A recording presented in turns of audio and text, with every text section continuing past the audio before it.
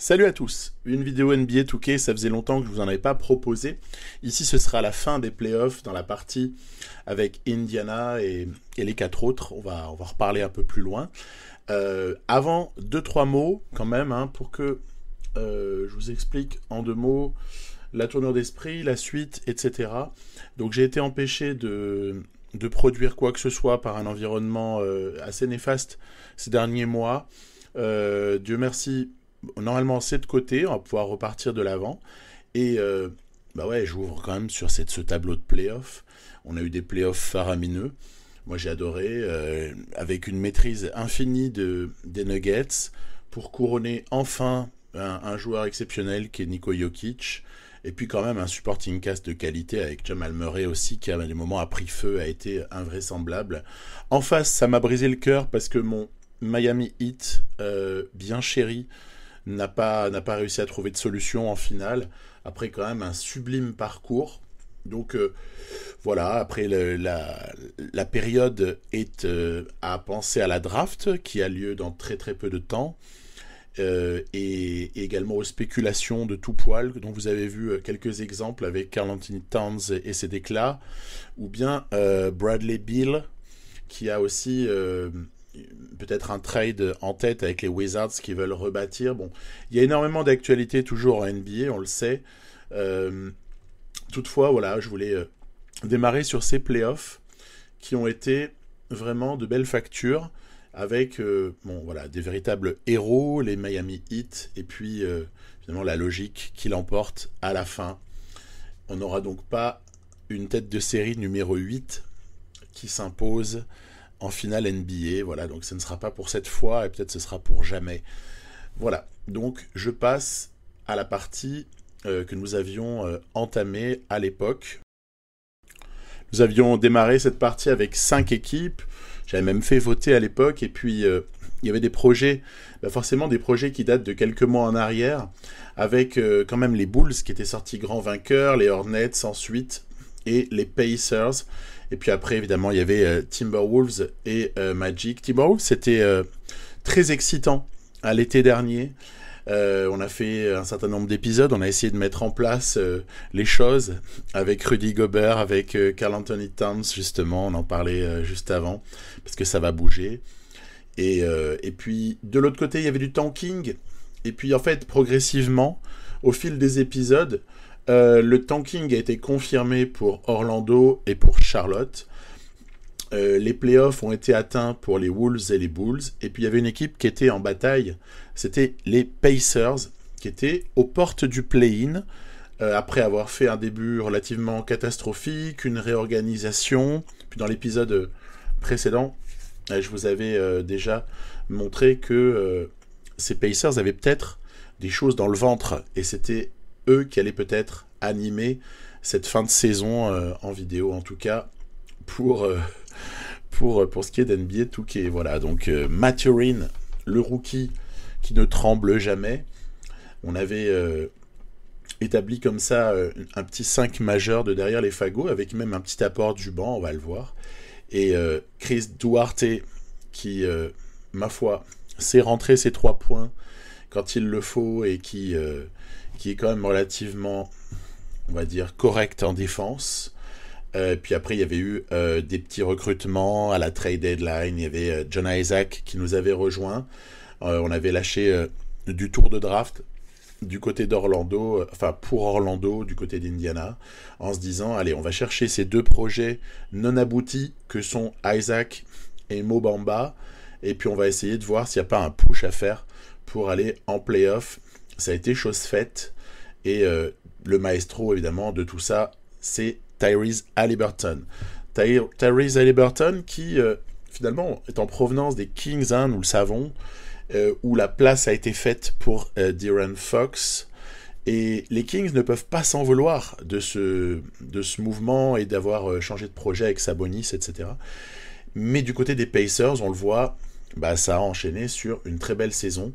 On est ici donc en demi-finale de conférence après que Minnesota se soit fait taper au premier tour, tiens, comme dans la réalité.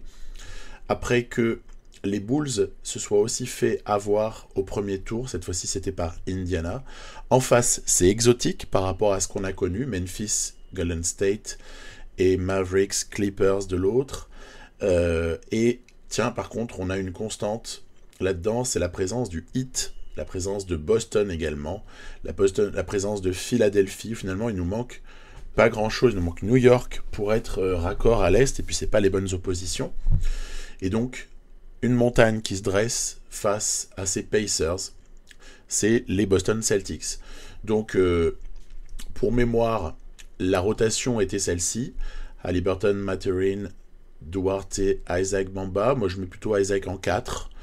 Et puis après, une sortie de banc avec Buddy Hield, qui est très très précieux par séquence, avec tout de même un Haliburton qui rayonne, un Mathurin aussi.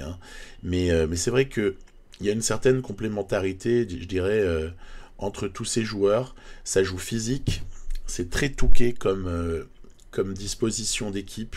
Le roster, il est vraiment construit d'après l'expérience que j'ai de ce jeu et la manière dont je sais qu'il y a moyen d'arracher des confrontations de play-off. Quand on est très très solide, quand on a beaucoup de dissuasion en dessous, c'est ces images-là.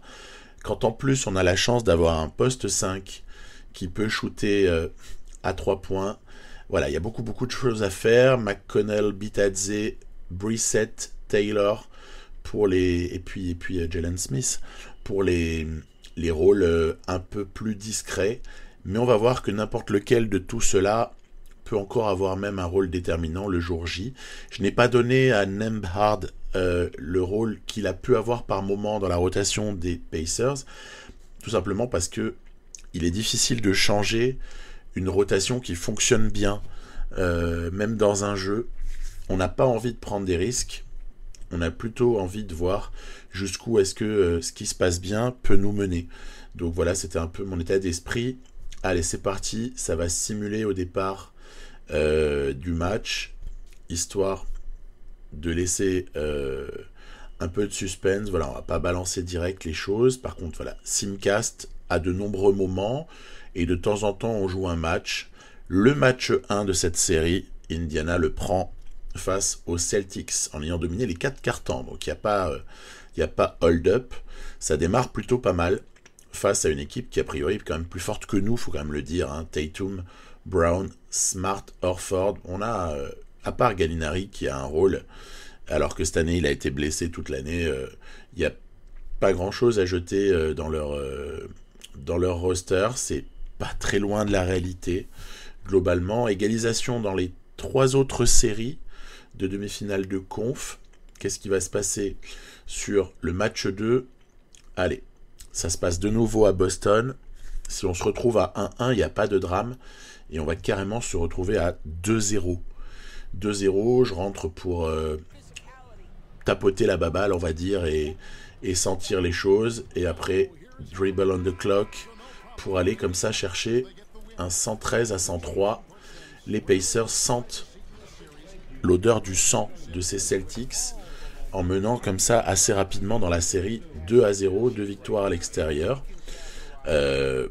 C'est étrange, ça peut paraître étrange. Il y aura eu un festival de Mathurin face à quelqu'un comme Brown qui a quand même pas mal animé, même le duo Tatum-Brown, 66 points à eux deux, donc c'est peut-être pas là que le problème a été. C'est peut-être plutôt sur les 103 points marqués globalement et donc sur le reste de l'équipe, les échecs de Smart. C'est là-dessus que ça peut aussi basculer. Les pourcentages non plus de Brown Tatum ne sont pas immenses. Et de notre côté, toujours solide ces Pacers avec du gros Buddy Hield en sortie de banc. Ok, 2-0. Ensuite, il faut aller chercher le 3-0 le plus vite possible dans ces cas-là. 2-1 pour Miami, 2-1 pour les Clippers, 2-1 pour les Grizzlies. Et quid du match 3 ? Écoutez, le match 3, le mieux à faire, c'est de le jouer, parce que tout de même, de temps en temps, jouer un petit match, ça fait du bien. Et puis ça permet parce qu'on peut aussi le perdre. On peut gagner en simu alors qu'on s'y attend pas, et puis on peut aussi perdre dans la foulée. Donc j'avais joué ce match-là. Donc Indiana passé par le play-in. Hein. C'est un petit point commun avec l'aventure du Heat cette année IRL pour cette équipe qui s'est révélée au fil du temps. La seule différence, c'est que nous, on a basculé vraiment avec ces Pacers du bon côté grâce à un petit peu de mise en place de trade, alors que le Heat n'a quasiment pas bougé de l'année et a même plutôt été handicapé par des absences. Voilà, parenthèse refermée. Allez, situation de jeu avec Brown qui cherche l'écran de Williams qui ne lui a pas fourni réellement. Ouh, ça merdouille en défense, en attaque si je peux me permettre. C'est là qu'on voit que Bamba, ça a de l'influence. J'aimerais vraiment qu'un jour, Bamba, tiens aussi l'écran était pas bien posé ici. Mais ça suffira quand même pour Tatum. Bref, il n'y a rien de facile. C'est pour ça que j'ai sélectionné ces images-là dès le départ. Rien du tout de facile pour les Boston Celtics en ce début de partie. Brown quand même à 3 points. Ah, voilà, il arrive à trouver l'ouverture. Mais il faut qu'ils arrivent à poser des bonnes actions pour que quelque chose se passe. Parce que sinon, après, de l'autre côté, ça peut exploser très vite. Ou alors, on peut aussi poser le jeu, peinard, avec un quick 13 pin down. Ça, c'est la petite marque de fabrique de cette année pour moi sur NBA 2K avec les Pacers. C'est où on va trouver soit Duarte, soit Benedict Mathurin sur un shoot à 3 points qui est offert par le système le plus simple du monde. Il y a un mec qui met un écran descendant et puis après il y a l'autre qui sort et en général la défense est complètement aux abois. Donc tout ça permet de rester dans le match, quelques petites séquences par-ci par-là, toujours une rugosité défensive. Ah, là c'était pas très rugueux quand même. Exception qui confirme la règle dans ce match pour Boston qui prend quand même un petit avantage. Ça sent mauvais. Moi je joue en format 4 x 6 minutes toujours à ce jeu. Et il y a intérêt à rentrer quelques shoots. Voilà, pas comme ça par exemple avec Taylor. Capable, il a une belle adresse Taylor, mais ici c'était pas correct. Et puis on va subir, regardez voilà, ce qu'il fallait pas qu'il arrive va arriver, c'est-à-dire on va se retrouver à moins 10 alors qu'il reste grosso modo plus qu'un quart-temps à jouer. Donc là on se dit bon ben voilà, enfin retour aux affaires normales, c'est-à-dire que on se fait siffler dans tous les sens, l'arbitrage n'est pas du tout favorable.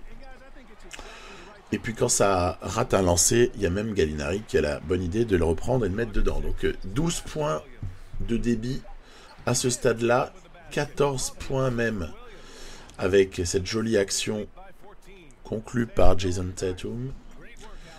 Et il reste 5 minutes à jouer. Mais on sait que tout est possible. On sait que tout est possible. Enfin, pour que tout soit possible, il faudrait quand même ne pas subir trop de fautes. C'était un match sur lequel je me suis énormément fait siffler. Après, toujours bien, ça veut dire qu'on tente des choses, mais peut-être faut aussi les tenter au bon moment. Regardez, ici c'est pareil, il y a un shoot de Jaylen Brown sur lequel la faute n'était pas nécessaire. Allez, on solidifie le rebond, il faut aussi plus rien laisser. On est moins 9 à 3 minutes de la fin. Ça va basculer dedans. Voilà, 41-30, moins 11. On est revenu ensuite un peu avec deux actions à moins 7. Heureusement ici Tatum qui dévisse. Allez, moins de 2 minutes, mais 7 points. 7 points, c'est 3 possessions. Donc c'est peut-être faisable en vérité. Il y a encore quelque chose à faire sur ce match et peut-être arracher une victoire de traînard. Oui, on est à moins 4. Il reste 1:30.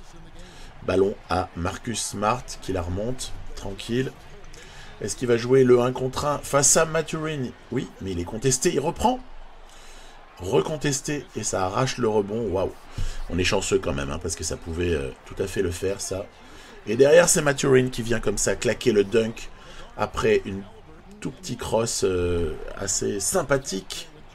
Est-ce qu'on va réussir? Oui, là encore, à contester dans la foulée. Regardez, il y a eu 1 minute pour peut-être gommer cet avantage de 7 points. On se souvient qu'il y avait plus 12 en fin de troisième quart ou en début de quatrième. Ça fait excessivement mal. à la tête de ces Celtics et on foire l'action. Oh là là, la catastrophe. Il y avait cette balle pour revenir. Marcus Smart qui dévisse. C'est incertain et c'est un peu incroyable cette fin de match où il y a beaucoup de maladresse. On est sur un score très bas. Et qu'est-ce qui va bien pouvoir advenir? Bah évidemment le pick and roll. Bah oui. Il y a Bamba qui vient poser. Il court au cercle. Mathurin le retrouve. Tout va très très bien. On est à égalité. Il reste 30 secondes. 30 secondes. Smart. Balle à Tatum en isolation sur Duarte. Shoot ne rentre pas. Il fallait le rentrer ce shoot parce que nous maintenant on a une balle pour la gagne. Tout le monde est on fire, vous voyez mes joueurs, vous savez pourquoi? Parce que défensivement ils viennent d'aligner des séquences de dingue en fait. Ils ont quasiment pas encaissé de points depuis hyper longtemps. Et le petit système quick 13 pin down pour Mathurin à 2 secondes 8 de la fin. Match de traînard, je vous disais. Match de traînard absolu. On passe à +2. Attention, ils peuvent encore nous clouer le bec avec 3 points. Par contre, il ne faudra pas engager sur Tatum. C'est pas une bonne idée. C'est pas une bonne idée du tout. C'est trop loin. Alors encore voilà une dernière possession qui a été ratée. En vérité, c'est tout leur dernier quart qui a été catastrophique. Assez malheureux Celtics. Dernier quart complètement raté et 3-0 dans la série pour des Pacers en maladresse absolue à 3 points. Vous voyez, 2 sur 18, j'ai vraiment été à la rue, mais comme on s'est récupéré bien dans la raquette et qu'on a réussi à avoir par contre un beau pourcentage, là où eux ont été très très gênés près du cercle, bah, au final on s'en sort. On s'en sort par la défense d'une part et par des systèmes proches du cercle d'autre part. Beaucoup de passes décisives chez Haliburton et toujours ce problème de supporting cast, même si Horford et Gallinari ont plutôt apporté, mais Smart n'a pas assez apporté et il manque quelqu'un qui donne d'autres points de type Brogdon, etc. Donc 3-1 pour Memphis pendant ce temps-là, 3-1 pour les Clippers et 3-1 pour Miami, 3-0 pour Indiana. Il semble y avoir un vrai avantage dans les 4 séries là, à ce moment-là. Et on va simcaster la suite. Voilà, tout simplement. Est-ce que ça fera le sweep ou est-ce que Boston va revenir? Regardez, ça revient. Tatum 28 points pour le retour à 3-1 des Celtics. On avance encore un petit peu. Miami a sorti Philadelphie. Et par contre, ça se resserre à l'ouest. Les 2 séries sont à 3-2. Donc Miami est déjà en finale de conf. Hein. C'est énorme. Que va-t-il advenir du prochain match? Victoire encore des Celtics. Ah ouais. Donc là, quand même, on commence à se dire, oula, mauvaise blague. Est-ce que ça reviendrait de 0-3 à 3-3 par hasard? Ça aussi, c'est rigolo. Ça nous rappelle quelque chose. Puisqu'on a eu un scénario somptueux entre Boston et Miami IRL cette année, avec le retour de 0-3 à 3-3, et puis ensuite ce match 7 complètement cadenassé par le hit, à la sauce hit, j'ai envie de dire. Pendant ce temps-là, Memphis en finale de conf, et 3-3 entre Dallas et les Clippers. Et nous, par contre, on pourrait être inspiré d'aller chercher ce match-là. Oui, ça part plutôt pas mal. Ce sera une victoire et une qualification donc des Pacers sur ce coup-là. Voilà. Qualif des Indiana Pacers pour les finales de conf où ils joueront. En fait, c'est marrant, tête de série 7 contre tête de série 8. C'est la surprise totale à l'Est. On n'est pas habitué à voir le 7 contre le 8 en finale de conf. Et de l'autre côté, ce sera finalement Dallas qui était mené 3-1. Qui l'emporte 4-3 face à de bien malheureux Clippers. Doncic aura été fabuleux comme à chaque fois. Globalement, sur NBA 2K23, Luka Doncic est sensationnel, statistiquement aussi. Puis après, par contre, il n'est pas génialement supporté. Puis du côté des Clips, voilà, ça a un peu pédalé dans la choucroute, malheureusement. Allez, finale de conf, Miami, Indiana. Peut-être l'occasion de de Simcast, et puis on voit si ça vaut le coup de rentrer ou pas, quoi. C'est très serré. Très serré, ça donne envie. Très serré, 115-115, 3 minutes 30 à jouer. Ça va un poil évoluer avant cette action. Haliburton pour Mo Bamba. Je vous l'ai dit, quand on a un type qui dissuade et qui en plus a la bonne idée d'être adroit à 3 points, c'est juste sensationnel. Duarte se retrouve face au problème Jimmy Butler. Et Kyle Lowry tout seul. Bravo, super bien joué. Il y avait aussi eu un très très joli écran qui avait été posé. Et on va se retrouver finalement à égalité avec 17 secondes à jouer et la possession. Voilà. Haliburton, autant qu'à faire. Il faut attendre. Hein. Il faut attendre. Il ne faut pas que Miami ait un seul shoot pour pouvoir éventuellement nous voler ce match. Et celui-là va dévisser. Le pin down n'a pas débouché sur un tir victorieux. Le pire, c'est qu'en plus, ils ont ce shoot que je ne voulais pas leur concéder. Donc, Jimmy le prend un peu derrière la ligne à 3 points. Donc, c'est quand même pas sa meilleure zone. Et ça va aller en prolongation. Ça commence bien, cette finale de conf. Prolongation dès le match 1 entre Indiana et Miami. Allez, voilà. Caleb Martin pour Kyle Lowry. On voit que Tyler Hero n'est pas blessé, tant mieux. Je pense que c'était aussi un élément qui a pu manquer en finale NBA récemment, malheureusement. Allez, Tyler Hero face à John Isaac. Ouais. Sauf que si tu te rapproches de Bamba, mon grand, voilà ce qui va se passer. Et ça, c'est assez naïf de la part du jeu. Buddy Hield qui calme. On va essayer de provoquer quelque chose, type écran. Voilà. Écran. On retrouve le poseur. Facile. En fait, ici, c'est le poste 3 qui est venu nous poser l'écran. Il y a une intelligence d'adaptation, je dirais, de la part du jeu qui est toujours sympathique. Parfois, quand le porteur de balle n'est pas celui qu'on aurait pu attendre, vous allez avoir quelqu'un qui va automatiquement se proposer. Duarte, waouh, décidément. Duarte sur le pick and pop avec un Jimmy Butler pas à la hauteur de sa réputation en défense. Buddy Hield pour une action sur laquelle Adebayo sera obligé de faire faute, mais le mal est fait, malheureusement pour le Heat. Le mal est fait à ce stade-là. 7 points, puis 4 avec 40 secondes à jouer.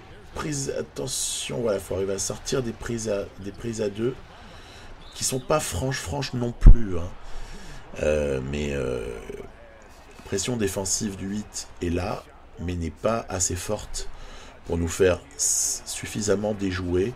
Et après, ce sera un petit concours de lancer franc. Chacun ira du sien. On a vu Buddy Hield, Mathurin qui conclut. Et il y aura même Haliburton pour le sien. Ok. Donc on a réussi à gagner ce match 1 du côté de Miami.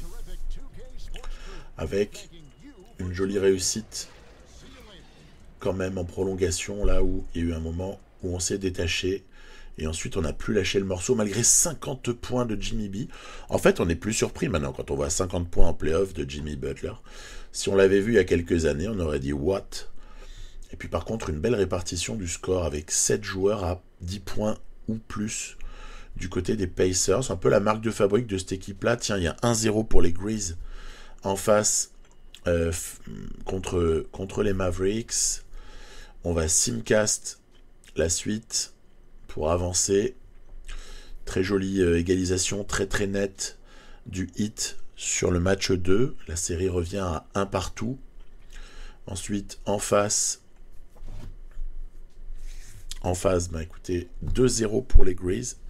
Après, Dallas nous a habitués à des comebacks, hein, puisque dans la série des Clips, déjà, ils étaient menés 3-1, ils gagnent 4-3.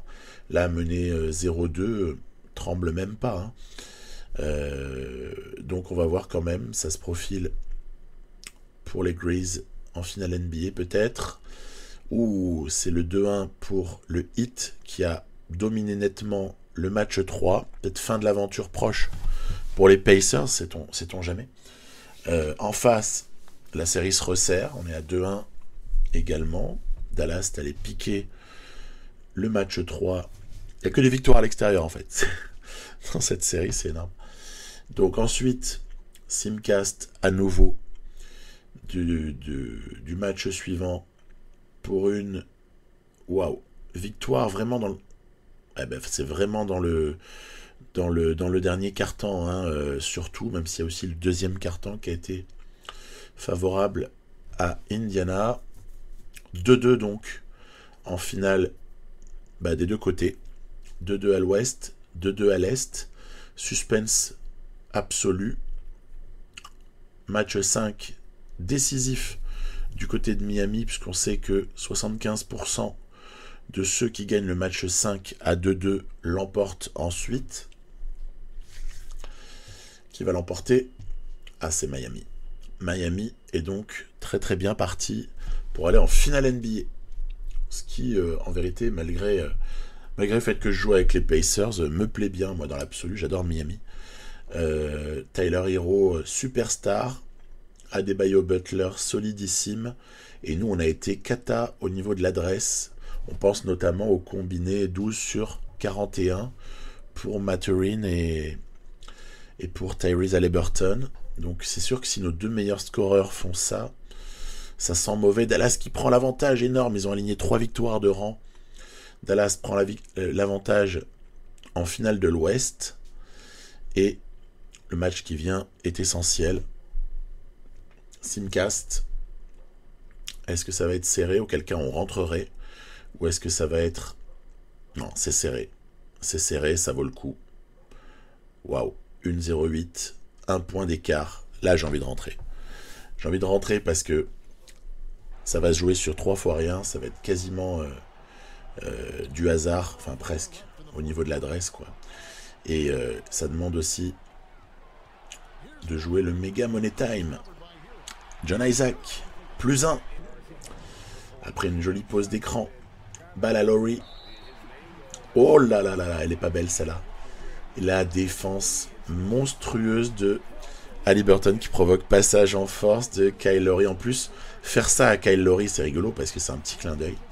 Allez, un petit fist 5 out 8 pour voir ce que ça peut donner. Ça n'a pas donné ce que ça devait donner. C'était juste finalement le poseur qui va vers le cercle, mais ça doit pas donner ça normalement. Bref, on s'est adapté. +3 pour les Pacers. Peut-être bien parti pour égaliser. Non, c'est pas fait du tout parce que regardez, 30 secondes, on a malheureusement perdu Haliburton pour une 6e faute. Pas grand chose à dire d'ailleurs sur la faute. Et derrière, voilà la Kyle Lowry qui dévisse les lancers. J'ai fait rentrer Buddy Hield pour les 2 lancers. Parce que j'avais subi sa rentrée, mais en fait, dès le 2e lancer franc, j'ai vite adapté. J'ai mis le petit McConnell qui est capable de faire de belles choses. Toujours le même système qui passe pas, ça marche pas. On est vraiment en galère. On est en galère. On donne donc la balle à Duarte. Voilà, quand ça va pas, quand il y a un shoot un peu chaud, et quand il faut clore quelque chose, balle à Duarte. Le type est clutch de chez clutch sur ses playoffs. On arrive à 3-3 et le Heat ne comprend toujours pas comment ça a pu lui arriver. Avec quand même 32 points, il n'a pas été dégueu à Haliburton, même si son adresse n'était pas très bonne. Mais voilà, toujours Hero en première option du côté du scoring au Heat. On est à 3 partout. Qu'est-ce que va donner le 6e match de la série de l'Ouest? Qualification des Mavs. Il y aura donc Luka Doncic en finale. Cette fois-ci. Intéressant. Qu'est-ce qui a pu clocher du côté des Grizzlies?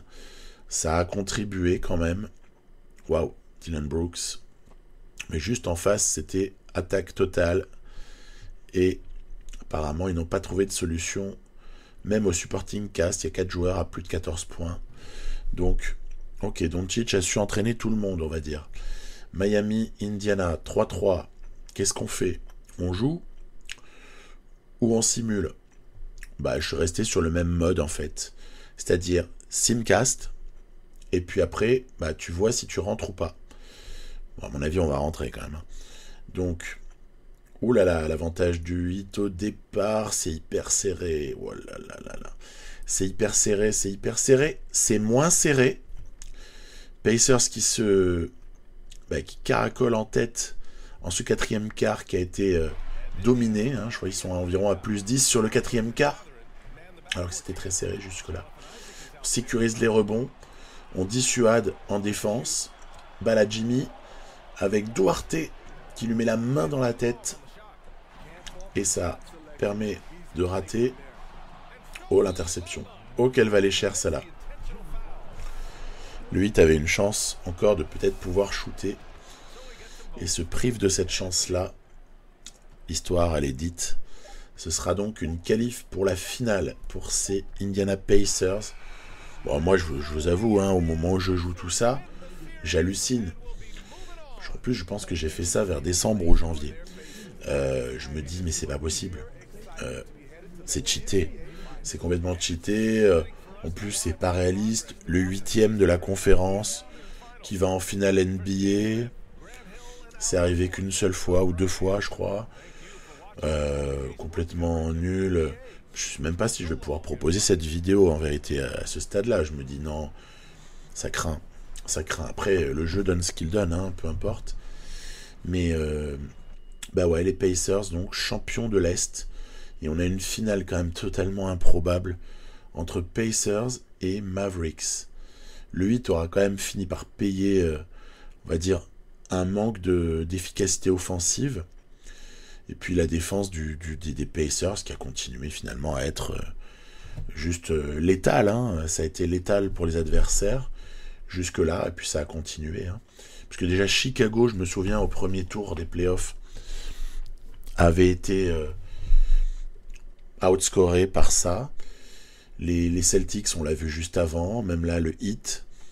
Puis en finale, allez, bam, 30 points de Mathurin pour commencer, dans une véritable balade pour le match 1, où Doncic a quand même existé, mais pas tant que ça. Et puis après, le supporting cast à côté, dégueu, hein. Dégueu, alors que du côté des Pacers, ça a scoré ultra massivement.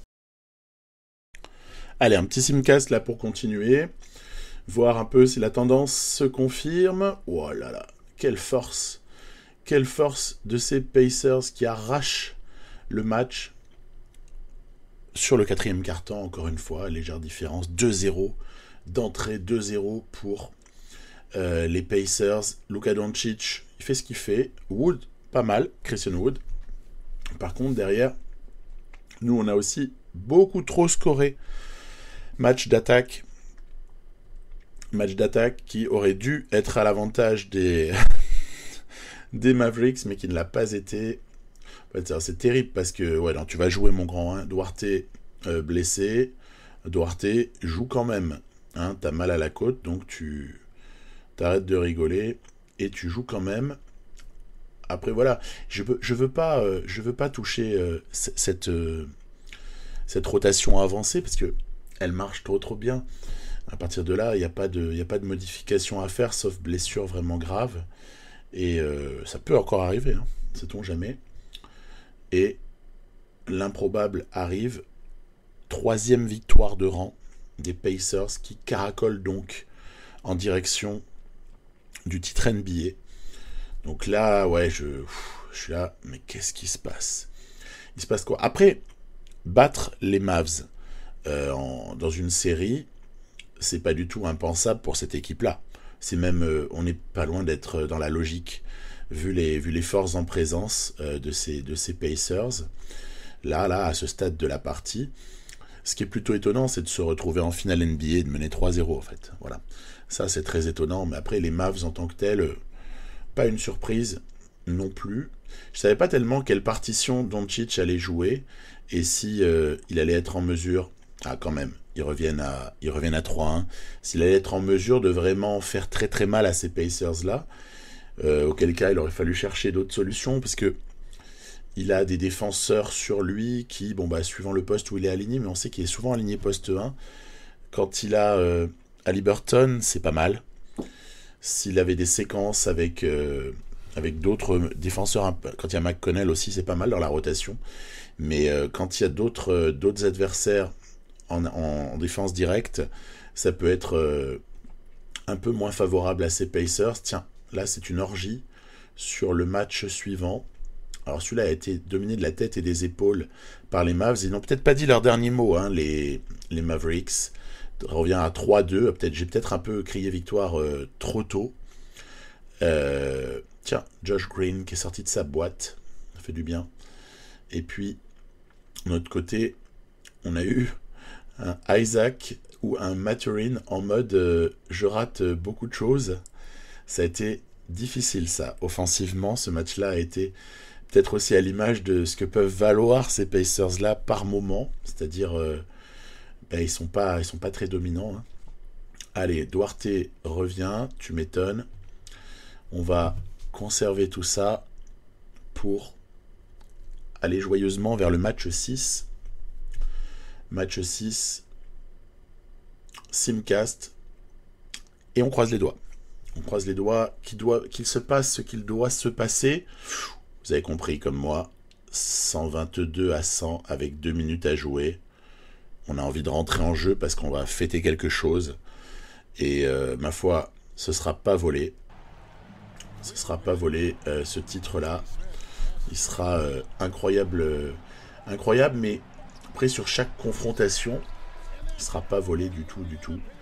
Et voilà, comment on se retrouve avec un titre NBA, avec une équipe qui ne devait à la base même pas jouer le play-in, qui finalement arrache le play-in sur une énorme dynamique de fin de saison régulière, se classe pas mal, passe le play-in et passe les tours les uns après les autres. On était vraiment donc en mode Miami Heat 2023, avec la différence que le prodige de l'ancienne Yougoslavie que l'on trouve en face de nous, cette fois-ci était moins bien entouré que Jokic ne peut l'être du côté des Nuggets.